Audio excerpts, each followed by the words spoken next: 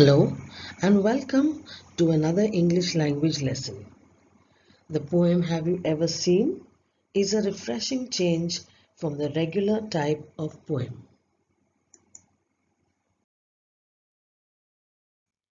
Have you ever seen? Have you ever seen a sheet on a riverbed? Or a single hair from a hammer's head? Has the foot of a mountain any toes? And is there a pair of garden hose? Does the needle ever wink its eye? Why doesn't the wing of a building fly? Can you tickle the ribs of a parasol or open the trunk of a tree at all? Are the teeth of a rake ever going to bite? Have the hands of a clock any left or right? Can the garden plot be deep or dark? And what is the sound of the birch's bark? This poem is an anonymous poem because the name of the poet is not known. Various aspects of the poem have you ever seen? It is a humorous poem. It has a lot of fun in it. It makes use of the figure of speech pun. Now, pun is a play on words, the double meaning of words just for fun. It is an anonymous poem, meaning the name of the poet is not being revealed. Homographs are used here. Now, homographs are words spelled the same, having a different meaning. The pronunciation is the same. The poem is made up of 3 stanzas or verses, and it is made up totally of 12 different questions. Let us understand the poem. Have you ever seen a sheet on a riverbed? A question asked by a poet which doesn't require an answer, and this is known as a rhetorical question or the figure of speech interrogation.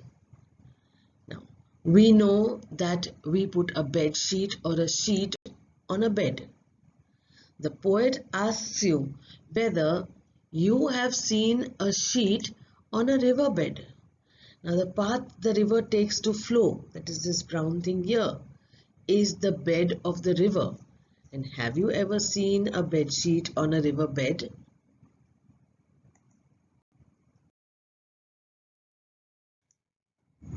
Or a single hair on a hammer's head?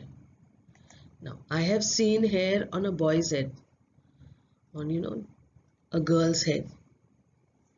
But this portion, the top portion of the hammer, is known as a hammer's head. Now, have you ever seen hair on that hammer's head?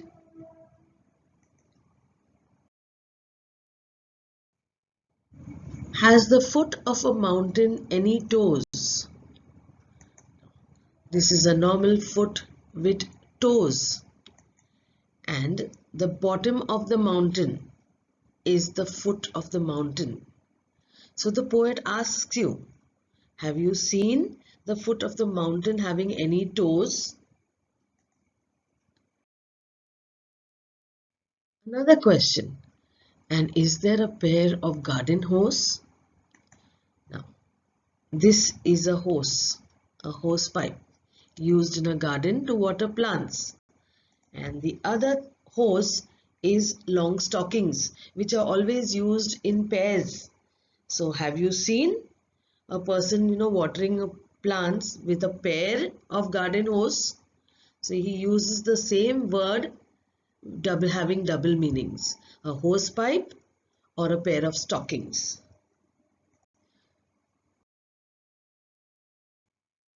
Does the needle ever wink its eye? So you know that the needle has an eye. So the poet asks you, have you ever seen the needle winking its eye?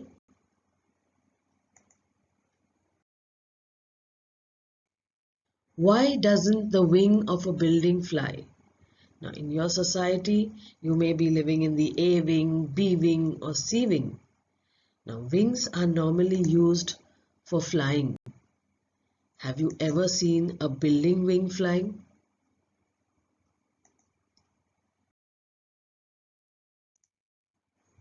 Can you tickle the ribs of a parasol? Another very, imaginative type of question. Now, parasol is a lady's umbrella, and the stainless steel prongs that you have here are called the ribs, the support system of the parasol. Now, can you tickle the ribs of a parasol in the same way as you tickle the ribs of, your friends or your classmates or whatever? Yeah. Can you tickle the ribs of a parasol or an umbrella? Or open the trunk of a tree at all? Now, a trunk is this kind of a suitcase, an olden days type of suitcase where made of wood or made of iron. So, and we also have the trunk of a tree. So the trunk can be opened, but can you open the trunk of a tree at all, is the poet's question. Are the teeth of a rake ever going to bite? A rake is something used to pull leaves, fallen leaves in a garden and gather them together. These sharp structures are called teeth, and we use teeth for biting. So another question from the poet: are the teeth of the rake ever going to bite? Have the hands of a clock any left or right? So the clock has two hands. Are they left or right, like how we have our hands? So you see, he uses words, having different meanings. He's playing on words to make you think, to make you imagine, and to have some fun. Can the garden plot be deep or dark? Now, a garden plot is the place used to make that garden. Whereas another meaning of plot is a story. We make movies and plays having a plot. What happened first? What was it about? What happened? What was the suspense all, finally revealed? So that is the plot of a story. So the plot could be deep or a dark plot of a story. So he's making, comparing the two and saying, can the garden plot be like a story's plot, deep or dark?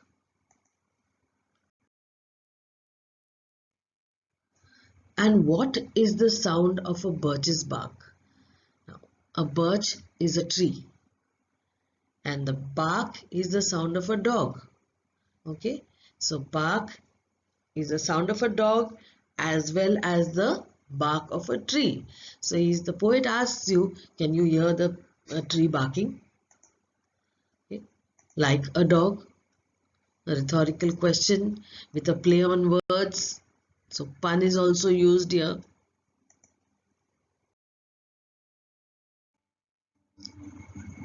The whole poem once again. Have you ever seen a sheet on a riverbed? If you see, I have highlighted the last words of every sentence. Bed, head, toes and hose.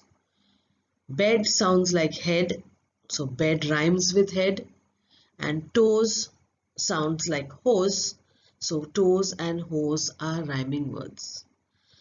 Okay, so A and a pair of rhyming words. Now, toes doesn't rhyme with head, so I'll mark toes and hose as B. Now, this brings us to the rhyme scheme of the poem, which is A, B, B. Similarly, you find out what is the rhyme scheme of the second and the third stanzas.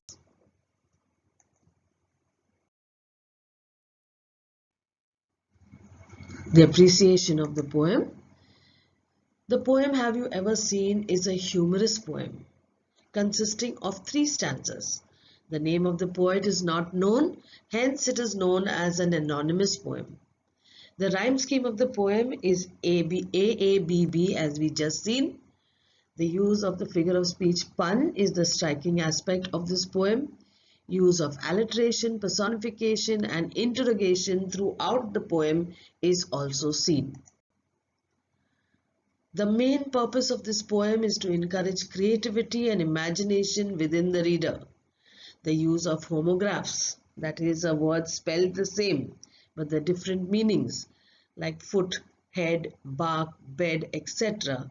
infuses a humorous element into this poem.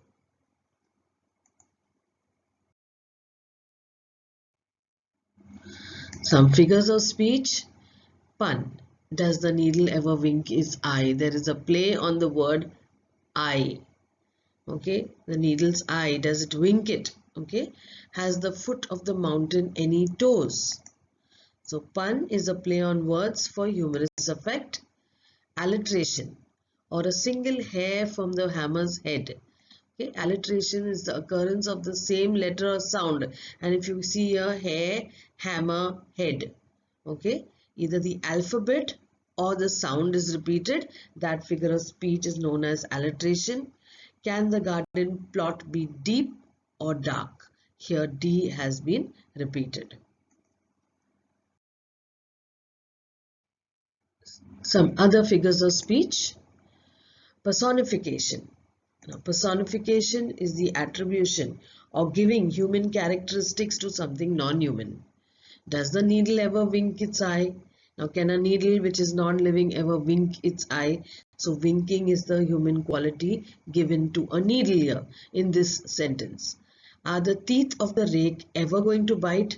Now, rake again is non-living and the attribution of biting, of the human quality of biting is given to the rake, and this kind of figure of speech is known as personification. Interrogation, every single line in the poem is interrogation, a statement put in question form to make it more effective. Okay, so it's also known as rhetorical question.